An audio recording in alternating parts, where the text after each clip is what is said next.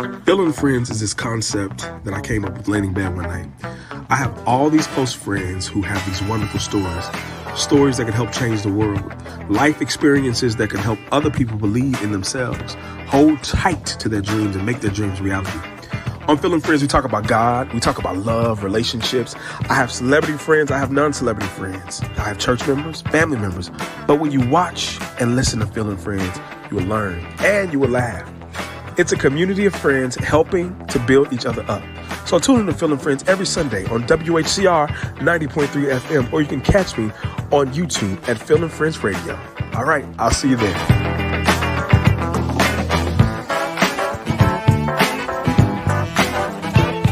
WHCR 90.3 FM, the voice of Harlem. What's up, everybody? It's me, Phil, and I'm so happy to be back live on air with you, my friends. I've got one of my frat brothers, a great comedian, writer, all-around prolific guy who's doing amazing things. He has this amazing book that he sent me called Merch, a collection of stories, essays, and other things I've written by Seth K. Thomas. So without further ado, bring our brother in. Seth K. Thomas to the stage. Brother, hey, welcome. What's going on, bro? How you feeling? All right, now, shout out to the Bruns, man. Sure.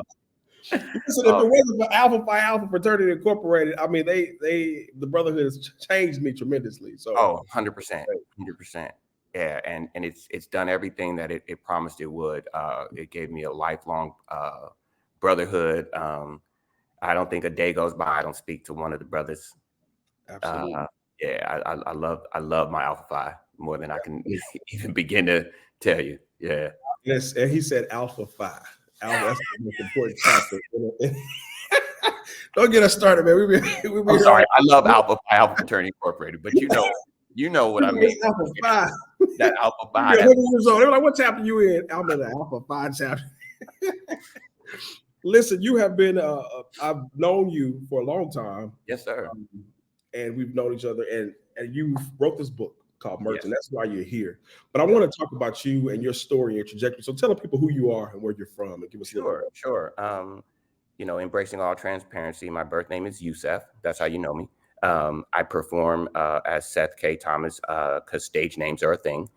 I've been a performer all my life. I came into the world a performer. I did a lot of stuff as a child, theater all through school, all through high school. When I got to Clark Atlanta University, I joined the Clark Atlanta University Players. After college, I moved to Chicago to study improv comedy at the Second City. I did that. And then afterwards, I started a 2-person comedy team, and we toured for a couple of years. We had a TV deal. We got dropped. And then it was I know how that is. I'm sorry about that. Yeah, it happens. And then then back on the ground, and then you start over. I was doing some stand-up for a while. Then I started teaching and directing improv comedy. Then we got the group back together. We toured for a few more years. Then COVID hit. I moved to Los Angeles, and COVID ended, and I mounted my solo show, and then I wrote the book. Other than that, I'm a happy CAU alum. Yes. I'm a father. I have 2 beautiful daughters. I have a son. Let's see, what else? I'm a worker bee, as we all are, but I don't want to, I don't necessarily want to be defined by what I do to get my light money. I like to be defined as like what I do as far as like it feeds the passion. So I will always introduce myself as a comedian, no matter what I'm doing. Explain that. You said light money? Huh? Explain that. You said light money. What did you say? Light money, LIGHT, light money. I think people are defined by the ways that they make money to pay their bills. And that's not who I am. Right. It's how you pay your bills. It's how I pay my bills. When I had first moved to Chicago, there was a newspaper article, and it was like stewardess found dead in the trunk of a car. And the first thing I thought was, what if there was way more to that woman's life than her being a stewardess? Like, what if there was way more to her being a flight attendant? Like, who know? You know what I mean? And did she define herself that way? And it's so weird that we like live in a world where it's like what you do. Now, if you are professional and that's what you want to do, you want to define yourself by how you make your money, then do it. I'm not saying that's not cool. I'm saying it's not cool for me. Right. I what love that because it gives people new perspective. I mean, I just had like a light bulb moment talking to you. I'm like I told you, I'm at work right now, and uh-huh. I'm not supposed to work on this day, Yeah. and it pays my bills, but it doesn't make me happy. Right. That's not what I want to do. What I want to do is talk to people like you. What I want to do is be so that means so much because I kept my job a secret, my real life job. I never tell people. I Right. mean, that's a part of my story, but it's not who I am. And Yeah, encouraging. exactly. Exactly. And I would, and you know, it's so funny. It's such a mentality for me. It's really funny. People talk to me and they ask me about my friends and then they ask me what they do for work. And I have no idea. I have no Mm. idea what any of my friends do for work because I And don't why is ask. that? You don't care. You just don't. I don't care. It's not who they are. Mm. It's not who they are. My best friend is a golfer. You know what I mean? And he's a golfer and he likes music and movies. And so that's who he is. And his job probably pays for his golf clubs. You know what I mean? Like, Yeah. so when I think of my buddy, I'm like, I never thought about it like that. Like I yeah, don't. It's not. That's not who they are. they're not who they are. That's not Yeah. who. That's none of them. I mean, think about all of the brothers in the frat. You know what I mean? Think about them and how you know them, and you Mm-hmm. don't know them by their profession. You know them by their interests and the things that makes them happy and the things that they wake up. People don't go out of town and be like, "Man, I'm on this vacation to get my mind right so I can go back to work." No, That's people go to work so I can go to vacation, right? Like yeah. it's So I just I'm gonna always be like, I'm a comedian. Mm-hmm. Yeah. Where does that come from? I was reading your book, merch. Make sure you guys go get it. Does that come from? I was reading that your mom is a Buddhist. I mean, you talk about your life growing up Yeah. and oh, Yeah. correct. Yeah. You have like a piece about you. Does that come from that spiritual side of your mother? Let's talk about that. Let's talk about that Sure. whole. Well, I think that the funny thing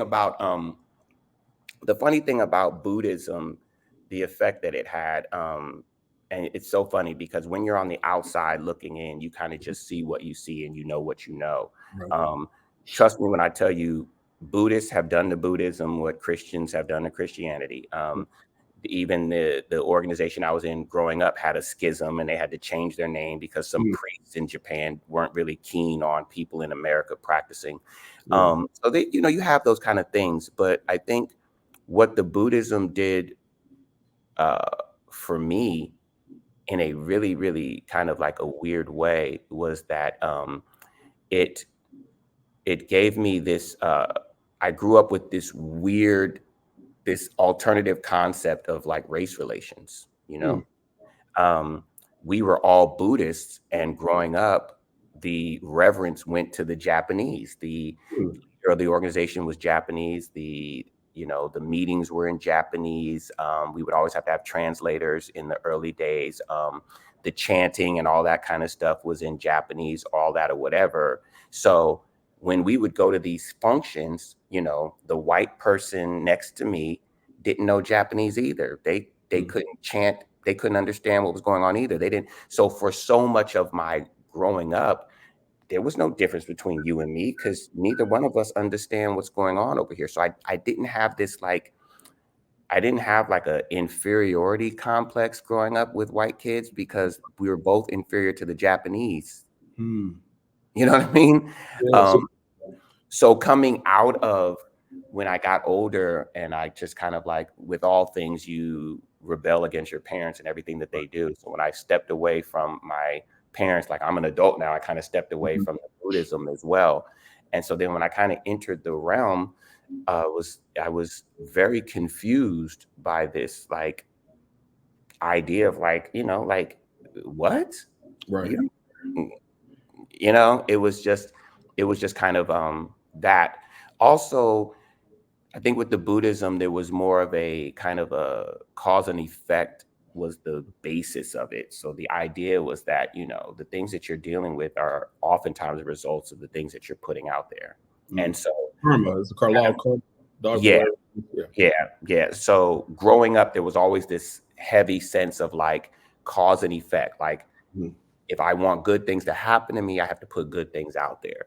Yeah. Right? It was always about like, if you wanted to receive something, you have to give it first. You're never going to get what you haven't given. Okay.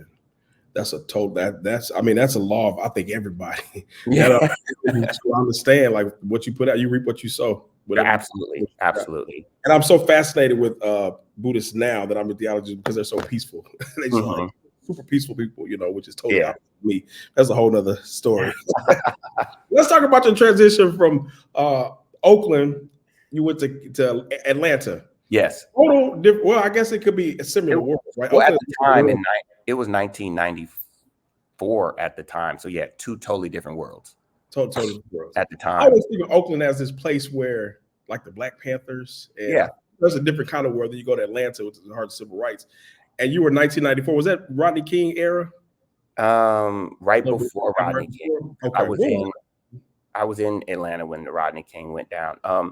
Yeah, no. So one thing about Oakland in the early '90s, early '80s, I'm not as familiar now. I haven't lived in the town for a long time.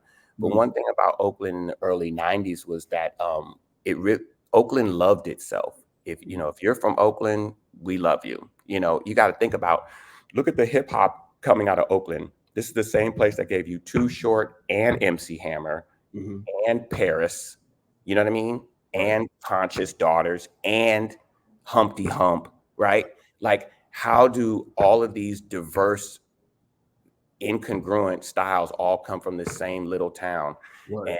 And that was because there was just a lot of self-love in Oakland. It really loved itself. If you were from Oakland, you were going on the radio. If your song was whack, you got one play.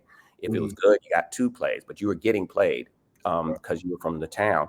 So moving from that space into Atlanta was it was just different. But Atlanta at the time was still kind of coming into its own. It was still like it was a place full of transients. Really? Everybody was from somewhere else. Right.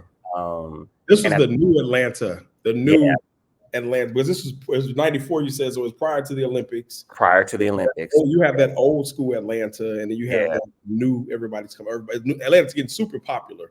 Right now, right, yeah. So we were there like on the tail end of like right before all of the development happened and the things that Right. were, I mean, I was there when the promenade at CAU was still a street. You had to stand in front of your theater's dentist and wait for traffic before you could cross the street. Oh, really? Yeah, real. I can't even imagine that. Mhm. Like right there, Right where Harkness Hall is, right where Feeder's, yeah. where the gate is, and there's Right. Peter's Dentist, and there's Harkness. That It street was that goes right straight up. there. Wow. That was a throughway. Yeah, What's you it called? drove straight Chestnut up. Street? Chestnut, maybe? Yeah, Chestnut. Okay, yeah. you drove straight through and Wow. all the way up, and then you made the left or the right when you got to the Spelman parking lot. So they paved all of that now. It's all walkway now. And I think they did that during the Olympics. I mean, Atlanta benefited a lot from the Olympics. And it was just probably one of the best things that happened for the ATL, to be honest with you. Because most places, with the Olympics, they come into your town and then they build all these massive structures so they can have the games. And then when they leave, oftentimes those structures are still there. So you could be building dinosaurs or whatever. So for Atlanta, it was fantastic because everything they left behind is getting used. The soccer stadium is now our football stadium. The basketball arena now belongs to Morehouse. The building they built to house athletes now is the dormitory for Georgia State. So yeah, like it wasn't like they left behind relics that weren't getting used. They actually left behind things that are now improving the city. So I feel like the Olympic model for Atlanta was just superb. How did it change you as a young Black man as soon as you got there? What was Oh my God. First of all,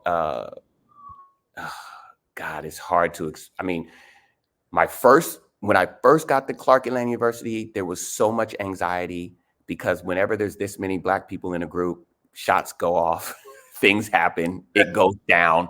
So I was like, oh my God. I was like so nervous all the time. And then like I relaxed and I kind of realized that this was kind of a really beautiful mecca of like Black people. And I really got to explore the Black spectrum. Growing up in the Bay Area. Black spectrum is huge in Atlanta. Yeah, growing up in the Bay Area when you have kind of like a white-Black conflict, and then you have the backbone of like being the home of the Panthers and not necessarily a lot of trust in the police, not a lot of trust in whatever. then it gives this false idea that like Black is a monolith, Right. right? And so we're all one group with no diversity as we are trying to protect ourselves from the man, right? Right. And then you get to like a Clark Atlanta University and it's all Black from top to bottom. And you're like, oh, we're a spectrum. Right. Like, Absolutely. oh, wow. Like we're all Black, but like you're into that and you're into that and I'm into that. And, I mean, I remember going into like, it's so you talk about change. Okay, like fast forward, I'm seeing Tyler the Creator on Ridiculousness, Mhm. and Rob Dyrdek asked Tyler, "Do you ski?" And Tyler's response is, "I'm Black," Mm. right? As if to imply that Black people don't Black people ski. ski. But in Right. 1995, I go into Jeremy Jones's room and he's got a snowboard. Right. So he's, you know what I mean? So the Yeah. the bro has been snowboarding since the early 90s. So Right.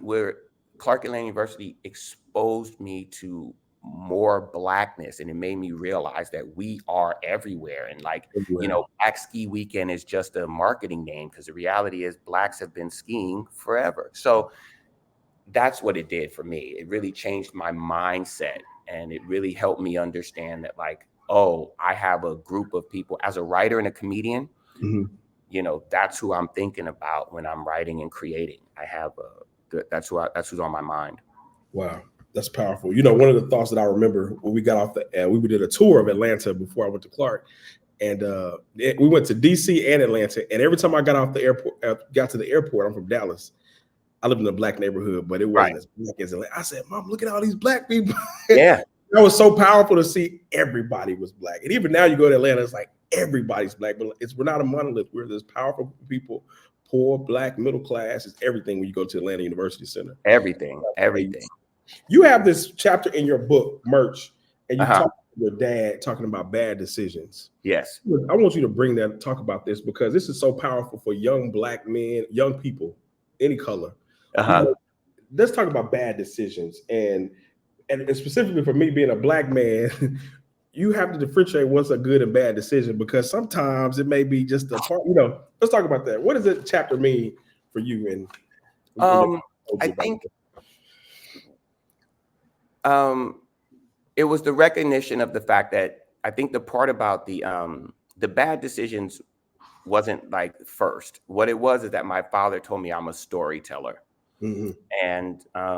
And that was part of embracing who I am as a person, that I tell stories. And I'm good storyteller, and I weave these tales of things that I've gone through. But oftentimes most of the stories are reflections of things that I've experienced and stuff like that. And I realized that sometimes, that part of me that tells stories,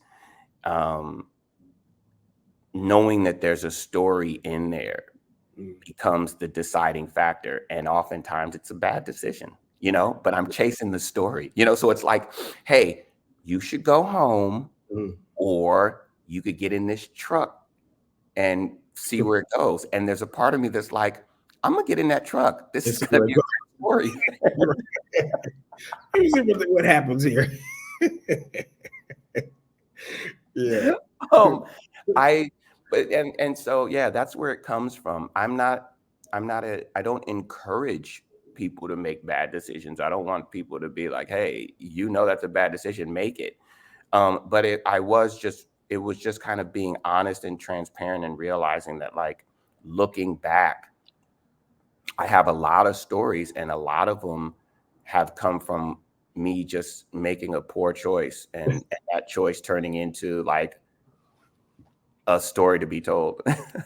Yeah, I think a choice is a choice, but it tells your story, and it's okay to make. Listen, we need people like you in the world. I'm like you too, but you that person like, oh yeah, let him do it. Let Seth do it. He go. I'm going. Go over there and knock somebody out right quick. We gonna stand back and go back. Yeah, I'm going. Yeah. What's your favorite chapter of the book? Like, what's your favorite? My favorite. I know the whole entire book, but what's your nice? No. I think my favorite.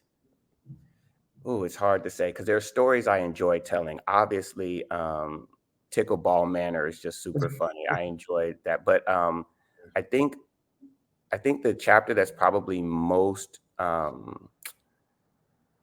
endearing to me is Nations. About the story about me getting left behind by some friends.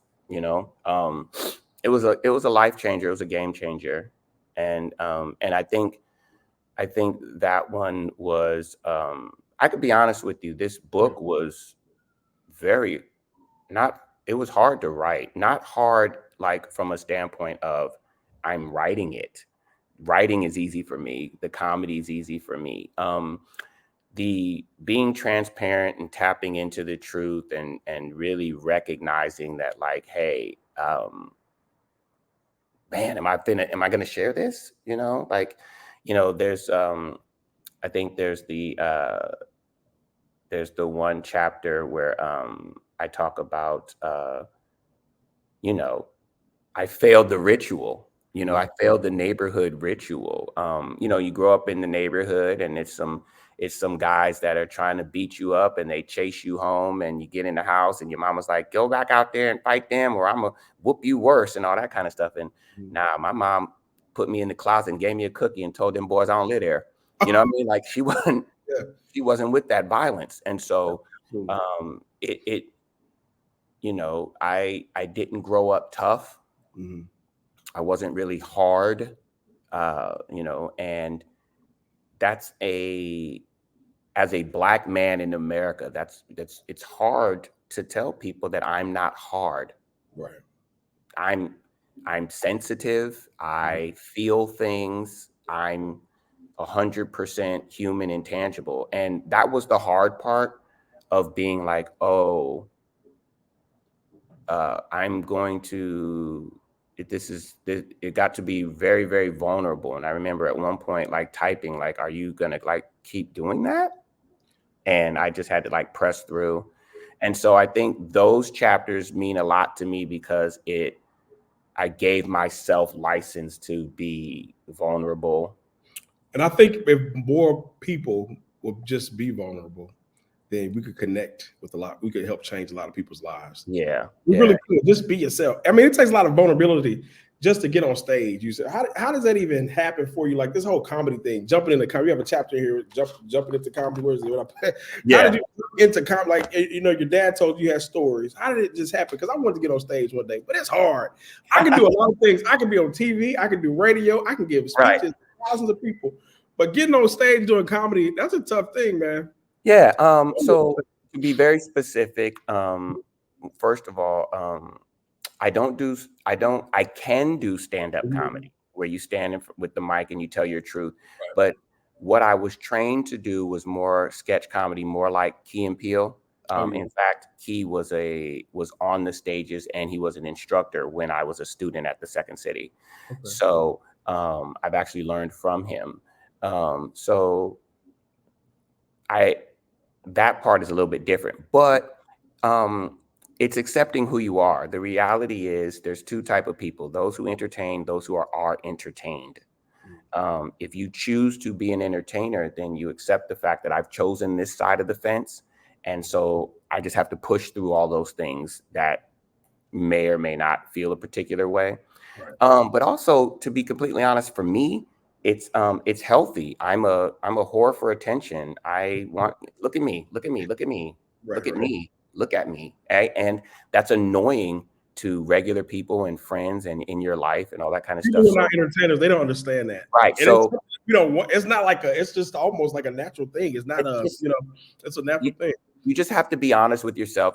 Part of, what we learn in Alpha is to take an honest account of who we are. Right. And so I'm honestly looking at myself and I can recognize that I'm a whore for attention. And so how to get that in a safe, conducive way that's not annoying your friends, but also kind of feeds your situation is, okay, if I entertain you, then now this is a relationship. I'm getting the attention that I crave. You're getting entertained, the entertainment you crave. And so it's a symbiotic relationship between myself and the audience. And as long as I keep it that way, it's healthy and it's, I do well.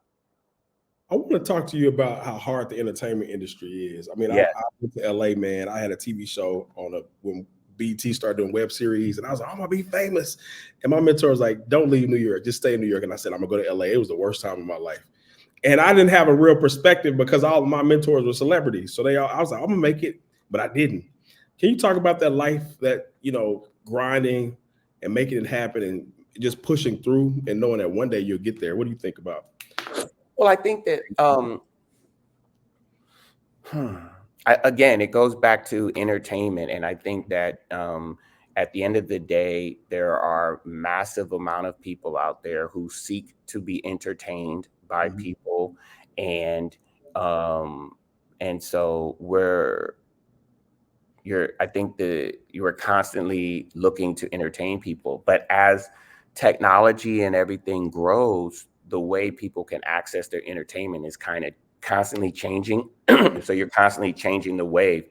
As far as the business goes, the entertainment business goes, the industry and all of that kind of stuff. I mean, I think it's just a monster. I Mhm. think it's designed to make money, protect itself. I think that there are human beings involved, and I don't think that they're very honest and forthcoming and and very righteous in that situation. And so and then I also think that there's a mentality that's involved, which Mhm. is people tend to not look at entertainment like the same job as everybody else, right? So Right. going back to what we were talking about, if I got booked on a TV show now, I would see that as a job. And I don't necessarily know if I would run around telling people, hey, I'm the star on that show. I think I would still tell people I'm a comedian, right? Um, I think that it's hard for people who have weird end games.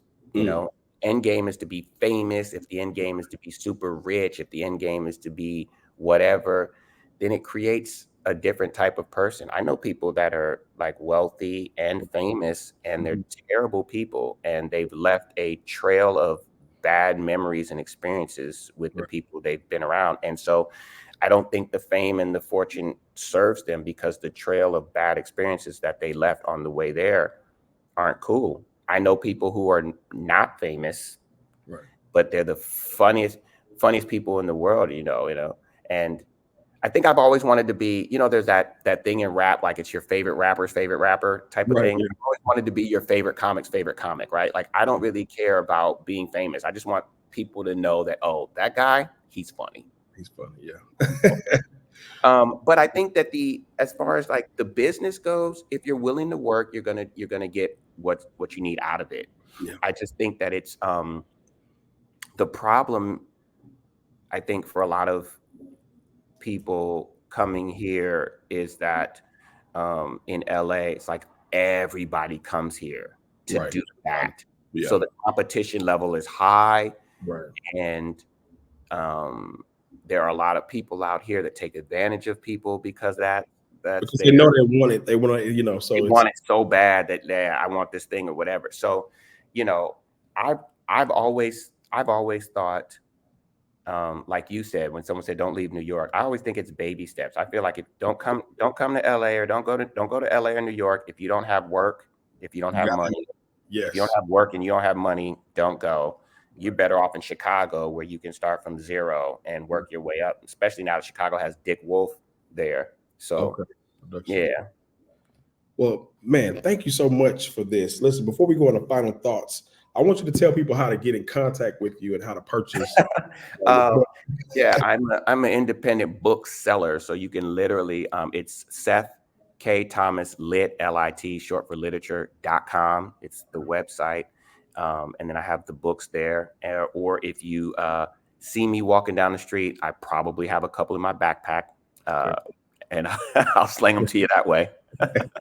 We're definitely gonna have these, and I'm gonna make sure I share it with some friends.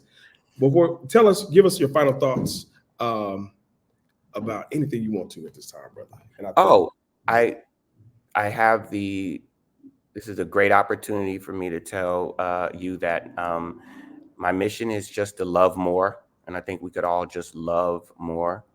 Um, I do believe the world is still full of good people. I do believe the world is still full of people who are honest and loving and caring.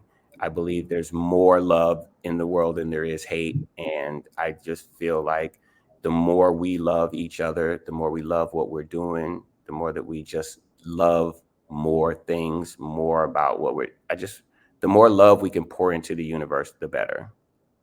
Thank you so much, brother. I've learned so much from you today, and that's what the brotherhood does. Oh man, and I appreciate you. And also, before we go, I want to say I'm very proud of you, bro. Thank you so much for this, for creating a platform for people.